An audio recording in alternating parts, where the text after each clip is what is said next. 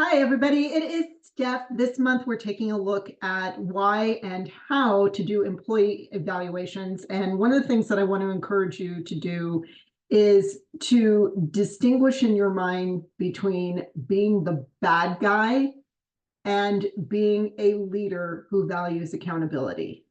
This can be very difficult to do, and especially I only work with small business owners. And when you have a small business, you are likely seeing these people as much as you see your own family. So friendships form. Certainly, these are relationships that you have with people who you see every single day. You have to be able to cooperate and collaborate. And so it can be very uncomfortable when it comes time to point something out to someone else. And it could be perceived as you're being judgmental or you're being on the offensive, instead of this is just what accountability looks like, is having difficult conversations sometimes. So a lot of people avoid saying what needs to be said the most. And then this situation just persists and it festers. And then there's these unspoken resentments on the part of the leader who never brings things to the attention of the employee, who may be functioning in a certain state of obliviousness.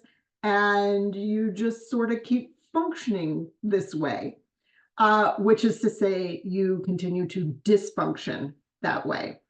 So the first step is just accepting that giving feedback is part of being a good leader. And instead of feeling like the bad guy, I would encourage you to get into coach mode. Coaches have to give feedback and share observations all the time.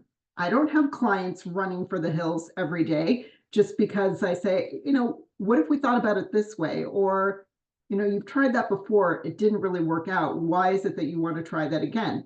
I just ask a lot of questions, not from a point of judgment, but from a point of inquiry and trying to illuminate what it is that we're talking about and why somebody is making the decisions that they do. And so it's holding space for people to be reflective and sharing your observations with them in a really diplomatic and constructive way is a way to go about doing that without, again, feeling like you have to play the role of the heavy.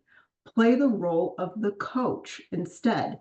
There's more really good ideas for how to go about doing this that I found in a Harvard Business Review article. I'm going to link to that article in the comments section. I really encourage you to review it because it goes into far greater detail for how to go through this process in more of a coaching mindset and what to do if somebody doesn't react so well to getting negative feedback, and how can you reflect on that? How can you help move them forward despite maybe their initial discomfort? So again, I encourage you to read that, reflect on it. And if you are having difficulty implementing this in your business, I always encourage you to reach out to me when you're feeling stuck. I am here to help. So I hope that is useful to you. And next week, I will have the last video in this particular series. And then in December, I'm going to recap my most popular videos for this year. So you can go back, take a look at those, and have those help you with your 2025 planning. So that's what's on deck.